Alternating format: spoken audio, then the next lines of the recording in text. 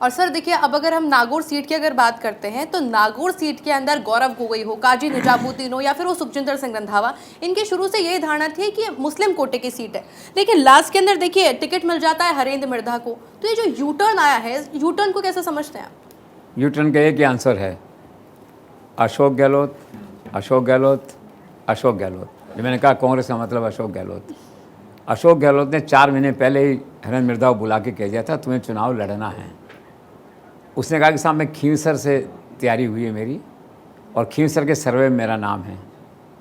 अशोक गहलोत का आदेश है और ये बात फैक्ट है कि राजस्थान के मोस्ट पॉपुलर लीडर कांग्रेस के वही हैं।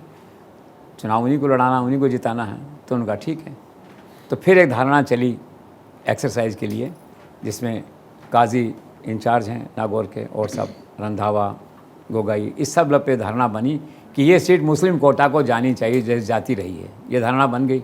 हबीबुर रहमान जो भी हैं, उसका नाम भी लगभग फाइनल था, नाम बदल भी सकता था, लेकिन ये इन प्रिंसिपल डिसीजन हुआ कि मुस्लिम कोटा को सीट दी जाएगी। सब तय हो गया। लेकिन जब टिकट बटे अल्टीमेटली तो नाम निकल के सामने हरेंद्र मिर्धा का। तो फिर जो आपने सवाल किया था कि सर्वे हम क्यों करते हैं, हम फील्ड में काजी एक्स्ट्रा को क्यों इंचार्ज बनाते हैं, क्यों धारणा लेते हैं, क्यों अमृता धवन को लेते हैं, क्यों विजेंद्र सिंह को, देवेंद्र सिंह को लेते हैं, हम जो है विजेंद्र सिंह को लेते हैं, क्यों लेते हैं, ये सब धारणा थी। अगर टिकट आपको देना है पहले से तय है तो मैंने आपसे कहा ना, फिर जो मीटिंग में जो डिस्कशन हुआ कई बार जो है, तो मैंने कहा अशोक गहलोत का होमवर्क इतना अच्छा होता है कि कोई व्यक्ति बैठक में बैठा हुआ लॉजिकली उसे ना नहीं कह सकता। तो अल्टीमेटली हरेंद्र मिर्धा को टिकट मिला और मुस्लिम की थोड़ी गलत हो गई। अब वो मुस्लिम उम्मीदवार जो है उसने निर्दलीय का पर्चा भरा है। अब आज 9 तारीख है, लास्ट आज विड्रॉल की डेट है।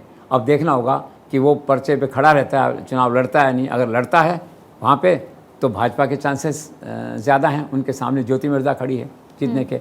और अगर वो नहीं है तो फिर कांग्रेस के हरेंद्र मिर्धा के चांसेस ज़्यादा बनते हैं एट द मोमेंट। और भाजपा की अगर लहर आती है 140-50 की तो ज्योति मिर्धा जीत ही जाएंगे, दैट विच है। तो आला कमान ने जो यू टर्न लिया 11th आवर पे, इतनी एक्सरसाइज करी, अल्टीमेट सोल्यूशन अशोक गहलोत के पास ही था। जो उन्होंने 3 महीने पहले कहा, 4 महीने, वही बाद में हुआ, एंड दैट्स ऑल। तो नागौर सीट की कहानी की शुरुआत और अंत दोनों अशोक गहलोत से होती है।